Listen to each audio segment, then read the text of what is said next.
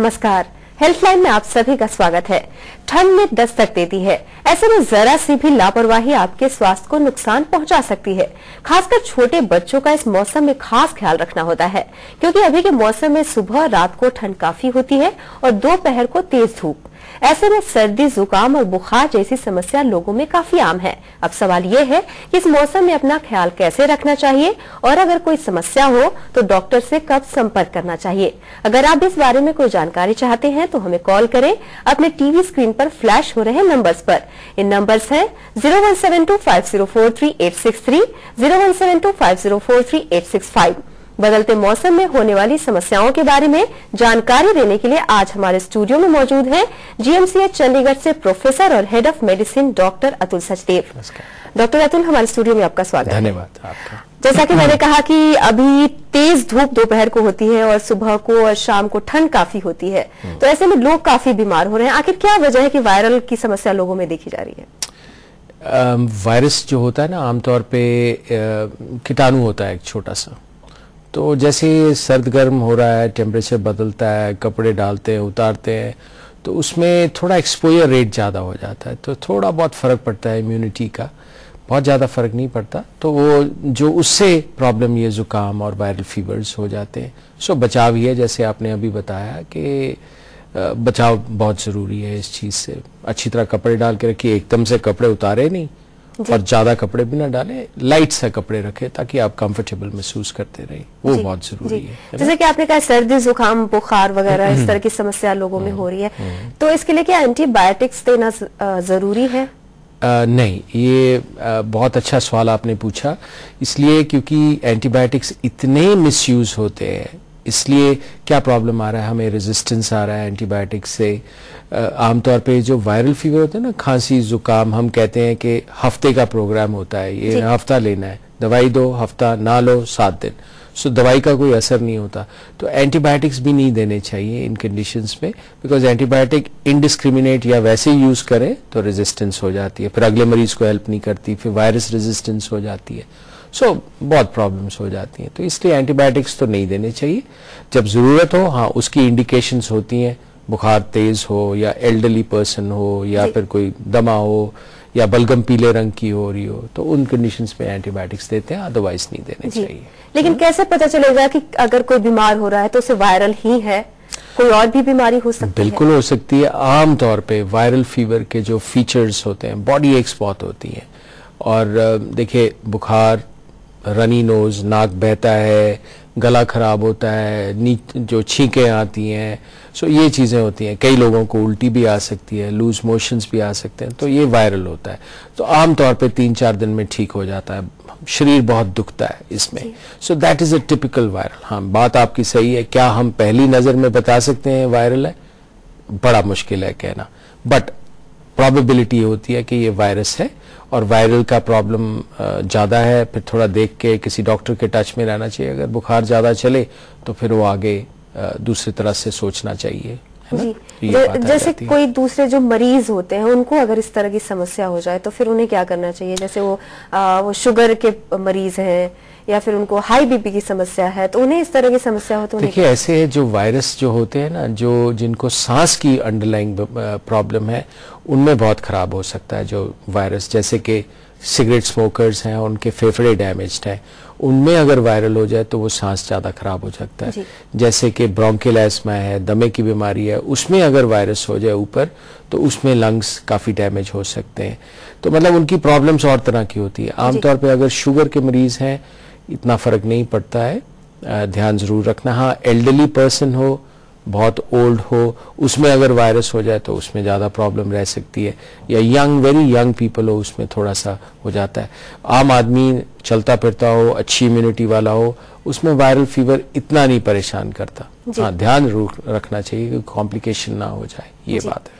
बदलते मौसम में जैसे कि आपने कहा सर्दी, जुकाम वगैरह इस तरह की समस्या काफी आम है। इसके अलावा किस किस तरह की समस्या बढ़ जाती है? जैसे कहते हैं जनरली कि सर्दी जैसे ही शुरुआत होती है तो हार्ट के पेशेंट हैं, उनकी समस्याएं भी बढ़ जाती हैं, अस्थमा वगैरह की प्रॉब्लम्स। तो क्या क्या समस्याएं और लोगों को हो सकती हैं? देखिए, सर्दी में जो हम अपर रेस्पिरेटरी सिस्टम कहते हैं उसमें तो प्रॉब्लम होती है। एक तो गले की मैंने बात कर ली, गला खराब होता है, जुकाम है, नाक बहता है, छींकें बहुत आती हैं, कई लोगों को बहुत नीच और छींक, जो भी आप ठीक समझे वो कह सकते हैं, वो आ जाता है, कान की प्रॉब्लम। सो वायरल फीवर्स इन चीज़ों को करती हैं। बाकी देखिए, जो स्पेसिफिकली और प्रॉब्लम्स होती हैं सर्दी में, जैसे हार्ट का आपने पूछा, हार्ट के मरीजों का ध्यान रखना चाहिए। जैसे हार्ट अटैक्स सर्दियों में ज़्यादा होते हैं, लेट नाइट भी ज़्यादा हो जाते हैं। हार्ट की अगर एक किसी को बीमारी है हार्ट की, उसका आगे ध्यान रखना चाहिए कि वो ज़्यादा सर्दी में सैर के लिए ना जाएं, अपने आप को बचा के रखें, बिकॉज सर्दी में एफर्ट ज़्यादा करना पड़ता है हार्ट का, फिर नेचुरली ब्लड सप्लाई थोड़ा सा इफेक्ट हो जाती है, तो वो प्रॉब्लम आ सकती है। शुगर अगेन कोई इतना प्रॉब्लम नहीं होता, थोड़ा हाँ, लोग ज़्यादा खाना पीना शुरू हो जाते हैं शुगर में, गर्म चीज़ें खा ली, गचक खा ली, मिठाई खा ली, तो इन चीज़ों से शुगर बिगड़ने का डर रहता है। ब्लड प्रेशर बढ़ जाता है सर्दियों में हर आदमी का, क्योंकि सॉल्ट लॉस नहीं होता, पसीना नहीं आता, तो और बॉडी का जो वेसल्स हैं वो स्पैज़म में चले जाती हैं, तो थोड़ा ब्लड प्रेशर बढ़ जाता है सर्दियों में। हार्ट की प्रॉब्लम हो सकती है, प्रेसिपिटेट अगर ध्यान ना रखें, तो ये छोटी छोटी बातें हैं, बट ध्यान रखना चाहिए। सर्दी में सबको अपना बचाव रखना चाहिए, अच्छे कपड़े डालने चाहिए, वुलन गर्म रखें अपने आप को। डॉक्टर, अस्थमा की बात करें, अस्थमा की समस्या काफी, जो पेशेंट है उनकी समस्याएं बढ़ जाती हैं जी, तो उनको अपना ध्यान कैसे रखना चाहिए? देखिए, ऐसे है, जब एस्मा होता है तो एस्मा एक तो पहले होती है, टेंडेंसी होती है, तो अगर नॉन पेशेंट है एस्मा का, उसके ऊपर वायरस हो जाए या उसके ऊपर सर्दी का लग जाए, प्रकोप पड़ जाए, तो उनके सांस जो है ना, और कोल्ड एयर इटसेल्फ से जो है एस्मा बढ़ जाता है। तो उसमें क्या होता है कि हर आदमी को पता होता है कि मेरा इस सीजन में, चेंज ऑफ सीजन में सिम्टम्स बढ़ सकते हैं, तो वो पहले ही थोड़ा प्रिकॉशन ले लेना चाहिए। अगर वो इनहेलर लेता है तो थोड़ा डोज बढ़ा ले, और अगर हो जाए, बाद में हो जाए, तो उनको थोड़ा सा दवाई बढ़ानी चाहिए। इनहेलर्स जो भी वो दवाई लेते हैं वो थोड़ा बढ़ा ले, है ना। तो ये चीज़ें हैं। अगर ज़्यादा चला रहता है तो फिर नेचुरली डॉक्टर को हमेशा कंसल्ट करना चाहिए, ब्रोंकियल एस्मा का भी। तो ऐसे ही स्मोकर्स हैं जिनके लंग्स डैमेज्ड हैं, तो अगर वो लंग्स डैमेज्ड हैं तो वो उसमें खास ध्यान रखना चाहिए, ताकि उनका जो लंग्स हैं रिजर्व कम होता है, कैपेसिटी कम होती है, उसके ऊपर सोजिश हो जाए तो उनका फिर रेस्पिरेशन और भी खराब हो सकता है, तो उससे प्रॉब्लम ज्यादा हो सकती है। अस्थमा के पेशेंट की हम बात कर रहे हैं, अस्थमा अटैक जब हो जाता है किसी पेशेंट को, तो अस्पताल पहुंचाने से पहले उसे क्या करना चाहिए? देखिए, अगर हर आदमी को एस्मा को अगर डायग्नोज्ड केस है तो उसके पास आमतौर पर दवाइयाँ होंगी या इनहेलर होगा। आजकल हम बेस्ट जो कहते हैं मोडेलिटी ऑफ थेरेपी, वो होती है इनहेलर। इनहेलर जो उनके पास होता है, वो तरह तरह के इनहेलर्स होते हैं, तो उनके आदमी के पास होता है इनहेलर। अगर किसी को लगे कि भी वो एस्थमा अटैक हो रहा है तो इनहेलर ले सकते हैं। नेबुलाइजर एक और मशीन होती है जो कि बिजली से चलती है, तो उसमें भी दवाई डाल के इनहेलर दे सकते हैं उसको, या नेबुलाइज कर सकते हैं। घर में तो ये हो सकता है अगर किसी को हो। अगर लग रहा है कि 1, 2, 3 बार लेने से इनहेलर या नेबुलाइजर से फर्क नहीं पड़ रहा, तो ऐसे पेशेंट को नज़दीक के हॉस्पिटल में ज़रूर लेके जाना चाहिए। वहाँ फिर नेचुरली इलाज और शुरू हो जाता है, दवाइयाँ, ओरल और चीज़ें भी शुरू हो सकती हैं। आमतौर पर लोग नेबुलाइजर और इनहेलर की हम बात कर रहे हैं, उसको अवॉइड करने की कोशिश करते हैं। वो कहते हैं कि अगर एक बार इसे लेना कोई मरीज शुरू करता है तो एडिक्टेड हो जाता है। कितना सही है? ये गलत सिस्टम है। देखिए, पहले जो दवाइयाँ होती थी, ओरल दवाई देते होते थे, फिर एक दवाई की स्टेज थी कि भी वो स्टीरॉइड्स भी बहुत देते थे। अब जब ओरल दवाई देते हैं तो सारे शरीर पे असर जरूर करती है, पर उसका बुरा असर भी ज़्यादा होता है। हमें दवाई कहाँ चाहिए? हमें दवाई चाहिए लंग्स में, फेफड़ों पे। तो अगर हम सीधी ही दवाई सांस के रास्ते से, नाक के रास्ते से सीधा फेफड़े में पहुँचाएं, तो उसका शरीर पे बुरा असर होने का भी कम चांस है, और जहां पे जरूरत है दवाई की वहां सीधी पहुंच रही है। तो इसलिए इनहेलर्स बेस्ट मोडेलिटी है थेरेपी देने की, ठीक है ना। तो इनहेलर्स वेदर आप घर में लें, जो इनहेलर होता है, 2 तरह के इनहेलर होते हैं। एक पाउडर वाला होता है, पाउडर वाला लेना इजी होता है, एल्डरली पीपल या आराम से ले सकते हैं, या फिर जो यंग पीपल है वो ले सकते हैं। दूसरा एक अल्ट्रासाउंड वाले जार के साथ होता है, वो उससे भी ईजी होता है। या एक प्लास्टिक का जार होता है, इसमें एक तरफ इनहेलर लग जाता है और दूसरा मुंह में चले जाता है, वो भी इजी हो जाता है। तो जो नेबुलाइजर होता है वो मशीन से चलता है, अल्ट्रासाउंड मशीन पे चलता है, उसके बिना भी कई नेबुलाइजर्स बड़े ऑक्सीजन सिलेंडर से चलते हैं, तरह तरह की डिवाइसेस है। बट इसका एडवांटेज ये है कि जहां दवाई चाहिए वहां असर होती है, साइड इफेक्ट्स कम होते हैं, तो एडिक्शन वाली कोई बात नहीं है। Very good system. जी। अस्थमा के पेशेंट, जैसे अब ठंड का मौसम आ गया है तो उनको, जिनके घर में ब्लोअर वगैरह चलते हैं और अस्थमा के पेशेंट हो, तो फिर कितना सही है ब्लोअर वगैरह चलना? क्या उनको परेशानी हो सकती है ब्लोअर के चलने से? जी, अगेन ये सर्दियों में प्रॉब्लम हो जाती है। ब्लोअर से क्या होता है, ड्राइनेस आती है, एटमॉस्फेयर में ड्राइनेस आती है, तो वो हीट चल रही होती है ना, तो एटमॉस्फेयर जो है वो एब्जॉर्ब हो जाता है, जो नमी होती है वो एब्जॉर्ब हो जाती है। तो ड्राई जो होता है उससे इरिटेशन होती है, गले में भी इरिटेशन होती है, नाक में अंदर और इरिटेशन होती है। तो अगले आदमी को, एक को किसी को एजमा है पहले ही, तो उसके जो रेस्पिरेटरी पैसेजेस हैं वो ड्राई, मतलब वो इरिटेटेड होते हैं, तो ड्राई एयर जाती है वो और इरिटेट करती है। तो उसमें एक आमतौर पे कहते हैं, एक तो अगर खिड़की थोड़ी सी खुली रखें, नमी होती रहती है, या कमरे में एक छोटा सा कटोरी में पानी डाल दें, तो उससे क्या होता है, नमी थोड़ी बहुत मेंटेन रहती है, तो वो इजी हो जाता है। तो ये प्रिकॉशन लेनी चाहिए। डॉक्टर रतुल, हमारे साथ कुछ कॉलर जुड़ गए हैं, देखते हैं। देखते हैं। हेलो जी। हेलो। हाँ जी, आप अपना नाम बताइए और आप कहाँ से बोल रहे हैं? विष्णु कुमार सेरिया, उदयपुर से। जी जी, आप अपना सवाल पूछिए। वो 10 महीने की बच्ची, उसके गले में खराश मिट नहीं रही है बिल्कुल जी, खड़खड़ की आवाज आती है। बच्चे के अगर गले में, हाँ जी, अगर गले में खराश है तो ये कई बार क्या होता है कि नाक से अंदर रेशा गिरता रहता है, तो नाक से अंदर रेशा साइनोसाइटिस हो जाता है, तो अंदर गिरता रहता है नाक से रेशा, तो उससे गले में खराश होती है। या दूसरा कारण होता है कि थोड़ा सा बच्चों में एसिड ऊपर आता है, वो बड़ा कॉमन होता है, तो एसिड होता है, गले में खराश होती रहती है उससे, तो ये हो जाता है उससे। ये दोनों का चेकअप करा लीजिए बच्चे के, तो उससे फर्क पड़ जाएगा। जी।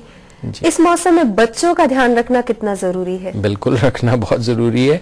बच्चे भी देखिए ऐसे होता है, प्रोन होते हैं वायरसेस के ज्यादा, क्योंकि एक तो कपड़े कुपड़े अच्छा डालना नहीं पसंद करते, सो वही गर्म सर्द वाली बात है, थोड़ा इम्यूनिटी का फर्क पड़ता है, थोड़ा टेम्परेचर चेंज से, सो उन चीजों का ध्यान रखें। बाकी बच्चों का कपड़े अच्छी तरह डाल के रखें, खेलना तो बच्चों ने है ही है।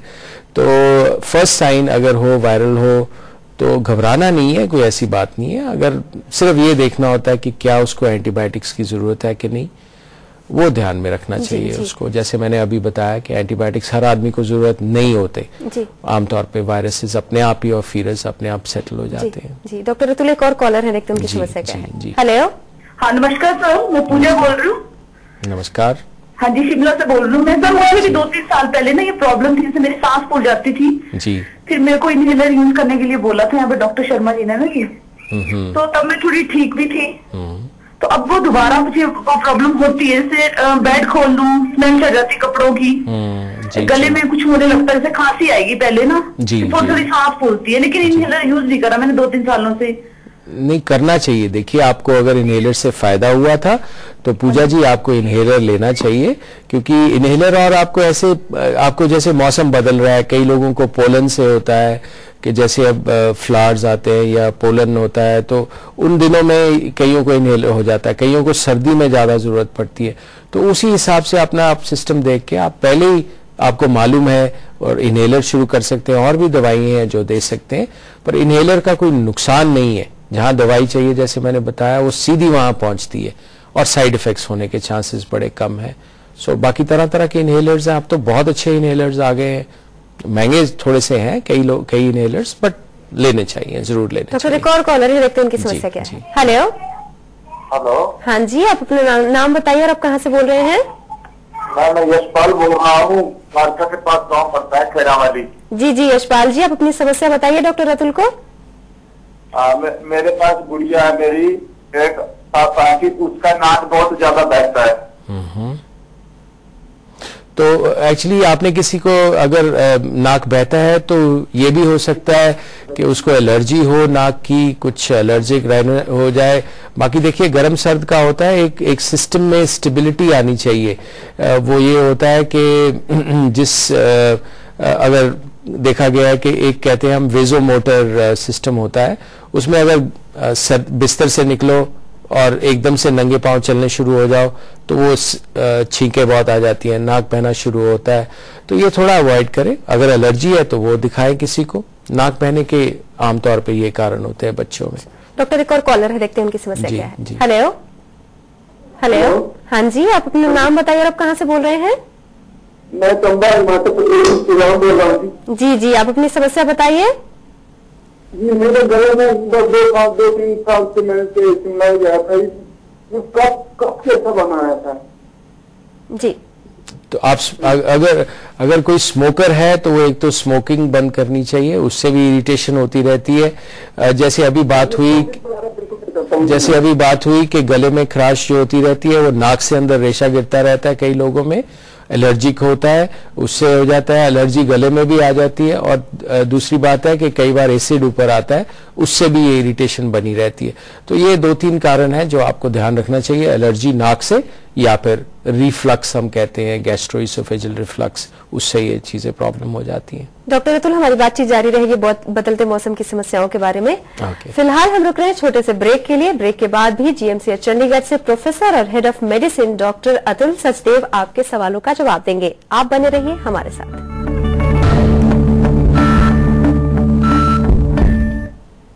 हेल्थलाइन में ब्रेक के बाद आप सभी का स्वागत है। हमारी फोन लाइंस खुली हैं। बदलते मौसम में होने वाली समस्याओं के बारे में हमारी बातचीत जारी है और अगर आप भी इस बारे में कोई जानकारी चाहते हैं तो हमें कॉल करें 01725043-863, 01725043-865 पर। डॉक्टर अतुल, हमारे साथ कुछ कॉलर जुड़ गए हैं, देखते हैं उनकी समस्या क्या है। हेलो जी। हेलो, हाँ जी, आप अपना नाम बताइए और आप कहाँ से बोल रहे हैं? मैं जगजीवन बोल रहा हूँ जम्मू से। जी, आप अपनी समस्या बताइए। जी, मेरी समस्या है कि मुझे जब सुबह उठता हूँ तो छींकें बहुत आती हैं। हाँ जी, नमस्कार मैम। पहले आप अपनी टीवी की वॉल्यूम को कम कर दीजिए जी, फिर आप अपनी समस्या बताइए। जुकाम रहता है सर, खांसी हो गई। ठीक है जगमोहन जी, 2 तरह की प्रॉब्लम हो सकती है आपको। एक को हम कहते हैं वेजोमोटर राइनाइटिस, वो जो गर्म सर्द आम जो कहते हैं प्रथा में या बोलचाल में वो जो कहते हैं गर्म सर्द हो गया, वो भी हो जाता है। उसमें एक प्रिकॉशन होती है, जब आप बिस्तर से निकलते हैं तो अच्छी जुराब अपना या अच्छी तरह अपने आप को ढक के निकलें। एक तो ये कारण होता है इसका। दूसरा बात होती है कई बार एलर्जीज भी होती हैं, घर के आसपास कुछ ऐसी चीज है बेड के आसपास जो आपको एलर्जी कर सकती है। बट आमतौर पे अगर सुबह उठने से बिस्तर से निकलने से एकदम से छींकें आती है तो वो वेजोमोटर हम कहते हैं। तो उसके लिए भी दवाई होती है, जैसे कि एलर्जीज में काम करती है वही वेजोमोटर भी काम करती है। बट बचाव उसमें जरूरी होता है, कपड़े अच्छे डालिए और बिस्तर से गर्म होके थोड़ा सा निकलिए, वो ध्यान रखिए तो ठीक हो जाएंगे। डॉक्टर अतुल, एक और कॉलर है, देखते हैं उनकी समस्या क्या है। हेलो, हाँ जी, अपना नाम बताइए और आप कहाँ से बोल रही हैं? मैं नाम रानी हूँ, मैं दिल्ली से बोल रही हूँ। जी रानी जी, आप अपना सवाल बताइए। मेरे बेटा 5 साल का नाम, ये ना इसको ठंड आते ही कफ कोल्ड की प्रॉब्लम रहती है, इसे निमुलाइज करना पड़ता है, खांसी ज्यादा रहती है और इनका ना स्नोरिंग बहुत करते हैं, ब्लॉक रहती है, सो नहीं पाते पूरी रात। अभी तो बचपन से यही प्रॉब्लम है इनको। तो उसको भी वही प्रॉब्लम है जैसे हम बात कर रहे हैं अभी, एलर्जिक है मोस्ट लाइकली, तो उसकी टेंडेंसी है एलर्जी की। आपको उसको थोड़ा सा सर्दी से बचाव रखना चाहिए और अगर फ्लू की वैक्सीन्स आती हैं वो उसको लगवानी चाहिए ताकि उसको जितना भी बचाव हो सके जिस वायरस से वो बचाव रखना चाहिए ताकि उसको एजमा ना हो। और सर्दी आने से पहले उसको प्रिवेंटिव आप दवाई शुरू कर लें ताकि उसका एक जो सीरियस सिम्टम्स हैं, जो बहुत खतरनाक सिम्टम्स हैं या सीरियस स्टेज है वो नहीं पहुंचे, दवाई पहले ही शुरू कर लें। वो बहुत प्रिकॉशन रखने वाली बात है। स्टीम दीजिएगा ताकि जो है उससे भी थोड़ा सिक्रीशंस पतली रहती है, निकालने में आराम मिलता है। तो स्टीम लेना भी बहुत जरूरी होता है इन चीजों में। जी रानी जी, आपका कॉल करने के लिए धन्यवाद। डॉक्टर, आपने वैक्सीन की बात की, क्या वायरस की प्रॉब्लम, वायरल जो प्रॉब्लम होती है उसके लिए कोई वैक्सीन होती है? जी, वायरस के लिए वैक्सीन्स भी आई हैं, जैसे कि फ्लू वैक्सीन या इन्फ्लुएंजा वैक्सीन हम कहते हैं। तो वो इफेक्टिव हर वायरस के अगेंस्ट तो नहीं होती, पर इफेक्टिव होती है। उसकी जो प्रॉब्लम्स कुछ हैं कि भाई सारी जिंदगी के लिए नहीं होती है, जैसे कि एक बार वैक्सीन दे दी आपने, सारी हो गई प्रोटेक्शन, आपको बार बार देनी पड़ती है, साल साल बाद देनी पड़ती है, शॉट्स देने पड़ते हैं। हर आदमी में हम रिकमेंड नहीं करते। हम कहते हैं जिसको के फेफड़े खराब हों, जिसको अंडरलाइंग दमा हो, 60-65 साल के ऊपर हों, बूढ़े हों और इलनेसेस हों, क्योंकि उनमें अगर वायरस हो जाए और उनमें चेस्ट इन्फेक्शन हो जाए तो बहुत सीरियस बात हो सकती है। जैसे कोई हार्ट की प्रॉब्लम है, डायबिटिक्स में भी, एल्डरली डायबिटिक्स में भी आप दे सकते हैं। तो वैक्सीन देनी चाहिए, जो कंडीशंस हैं उनमें जरूर। डॉक्टर अतुल, हमारे साथ कुछ कॉलर जुड़ गए हैं, देखते हैं उनकी समस्या क्या है। हेलो जी। हेलो, हाँ जी, आप अपना नाम बताइए और आप कहाँ से बोल रहे हैं? मैं रास्ते से बोल रहा हूँ, मेरा नाम देशराज है। जी जी देशराज जी, आप अपनी समस्या बताइए डॉक्टर अतुल को। समस्या एक खांसी हो रही है, जुकाम लग रही है, पेट में दर्द होने लगता है, ये पेट एकदम ठंडा होता है, मेरा टाइट हो रहता है। जो देखिए ऐसे है कि जो खांसी जुकाम होता है वो आम आदमी को 2-3 बार साल में हो जाता है, एक आम आदमी को। हर आदमी को दवाई की जरूरत नहीं होती, सिर्फ हम कहते हैं कि जैसे सिम्टोमेटिक ट्रीटमेंट, अगर बुखार है तो बुखार ले लें, अगर नाक बहता है तो नाक थोड़ा कम करने की दवाई ले लें। हम इस खांसी जुकाम के बारे में एक कहते हैं कि अगर दवाई लो तो 7 दिन, दवाई ना लो तो हफ्ता। तो दवाई का इतना असर नहीं होता, थोड़ा पेशेंस थोड़ा रखनी पड़ती है, पर जितना आप कंफर्टेबल रहना चाहते हैं, रह सकते हैं दवाई के साथ, उतना लेना चाहिए। ये होता है, 5-7 दिन में अपने आप ठीक हो जाती है ये। डॉक्टर, एलर्जिक जो होते हैं उनको क्या पूरी जिंदगी ये समस्या रहती है या फिर कोई ऑप्शन है इलाज का जिससे उन्हें छुटकारा मिल जाता है? जैसे कहते हैं एलर्जी टेस्ट वगैरह भी कराने पड़ते हैं। एलर्जीज भी होती है, और एलर्जीज का देखिए ऐसे है, जो आम तौर पे किसी एक चीज से एलर्जी होती है, अगर वो पकड़ी जाए कि इसी चीज से एलर्जी है तो हम डिसेंसिटाइजेशन करा सकते हैं। इस बारे में हम बात करेंगे, हमारे साथ कुछ कॉलर जुड़ गए हैं, देखते हैं उनकी समस्या क्या है। हेलो, चलिए। हेलो, हाँ जी, आप अपना नाम बताइए और आप कहाँ से बोल रहे हैं? मैं जसवंत सिंह बोल रहा हूँ जी, बरनाला से। जी जी, आप अपनी समस्या बताइए। हमारा बच्चा है जी 16 साल का जी। उसको बार बार ना गला खराब होकर उसको खांसी में तब्दील हो जाता है, बलगम बन जाती है जी। उसको बार बार 2-2 महीने के बाद एंटीबायोटिक लेनी पड़ती है। देखिए उसका प्रॉब्लम हो सकता है, उसकी एलर्जिक टेंडेंसी हो सकती है नीचे लंग्स में, और बार बार अगर धूल मिट्टी इन चीज़ों से काफ़ी चांस होता है कि उनको एलर्जी हो जाए। जो 2 महीने बाद जो होता है तो उसको अगर इनहेलर्स भी देने पड़ते हैं, हो सकता है अंडरलाइंग उसको नीचे मतलब ब्रोंकियल एस्मा भी हो सकता है। तो किसी आसपास डॉक्टर को ज़रूर दिखाएं, अगर ज़रूरत पड़े तो इनहेलर्स या फिर जो सांस को ठीक रखने के लिए जो दवाइयाँ होती हैं वो लेनी चाहिए उसमें। डॉक्टर, एक और कॉलर है, देखते हैं उनकी समस्या क्या है जी। हेलो हेलो हेलो, लगता है कॉल कट हो गया। डॉक्टर, हम एलर्जी के बारे में बात कर रहे थे कि क्या उसके टेस्ट होने से जी। तो ऐसे है कि एलर्जी अगर तो देखिए आइडेंटिफाई हो जाए एक ही चीज से एलर्जी या कुछ थोड़े से 2-4 चीजों से एलर्जी है और वो प्रेसिपिटेट हो जाती है, वो सांस की हो सकती है, स्किन की हो सकती है, पेट की हो सकती है, जो भी हो सकता है, तो वो अगर डिसेंसिटाइजेशन हम कहते हैं, छोटी छोटी डोज दे के उसकी इम्यूनिटी जो उसकी प्रॉब्लम है उसको कम कर सकते हैं, वो एक तरीका होता है। बट आमतौर पे एलर्जी टेस्टिंग ईजी नहीं होती है, और आमतौर पे ये भी देखा गया है कि एलर्जिक जो होती है एक चीज से नहीं होती, बड़े सारे काफी चीजों से हो जाती है। तो अगर वो सारे अवॉइड करें तो वो होता है, बट इजी नहीं होता है ऐसे। बट अगर 1-2 चीजों से पता लग जाए कि जी हाँ ये पक्का एलर्जी कॉज कर रहे हैं, तो उसकी डिसेंसिटाइजेशन कर सकते हैं या उन चीजों को बिल्कुल अवॉइड कर सकते हैं। वो एलर्जीज का पक्का इलाज है, अदरवाइज सिम्टोमेटिक ट्रीटमेंट देते हैं। जैसे कि आपने कहा है कि बहुत सारी चीजों से एलर्जी होती है, तो क्या इतनी सारी चीजों का एलर्जी टेस्ट कराना क्या सेफ रहता है? देखिए इजी नहीं होता। कुछ स्टैंडर्ड टेस्ट होते हैं जिसमें हम टेस्टिंग करते हैं, अगर वो उनमें कुछ पकड़ा जाता है तो फिर वो चीज़ें अवॉइड कर सकते हैं और देन आप रिस्पांस देख सकते हैं पेशेंट का कि उसको फ़र्क पड़ा है वो चीज़ों के लिए नहीं। बट देखिए हर चीज़ से आप नहीं टेस्ट कर सकते, बट कई मोटे मोटे एलर्जेंस हैं जो कि एक ग्रुप होते हैं उनमें आप टेस्ट कर सकते, वो ग्रुप टेस्ट कर सकते हैं। तो अगर वो ग्रुप में आ जाती है तो फिर देन आप छोटा और एनालिसिस भी कर सकते हैं भाई वाकई किस चीज़ से होता है। तो ये चीजें हैं, एलर्जी टेस्टिंग का रोल है पर बहुत ज्यादा नहीं है, मतलब है जरूर, अगर पकड़ ले तो इलाज हो सकता है उसका डेफिनेटली। डॉक्टर अतुल, हमारे पास वक्त काफी कम है, बदलते मौसम में लोगों की जो समस्याएं हो रही है उन्हें छोटे शब्दों में प्रिकॉशन कैसे लेना चाहिए? देखिए अपने आप को बचाव के रखिए, गर्म अच्छे कपड़े डाल के रखिए, सुबह और शाम को अपने आप को अच्छी तरह से ढके, ये बहुत जरूरी है। देखिए कोल्ड जो फैलता है वो क्राउडेड प्लेसेस में फैलता है और एक हम कहते हैं कि घर में एक बार आ जाए तो वो सबको करके जाता है। तो जो एल्डरली पीपल हैं, जो बिल्कुल छोटे बच्चे हैं, उनको थोड़ा बचाव रखे, जिनको लंग्स या जिनको हार्ट की कोई फेलियर के या और ऐसी बीमारियां हैं उनको थोड़ा, जिसको वायरल है उससे दूर रखे।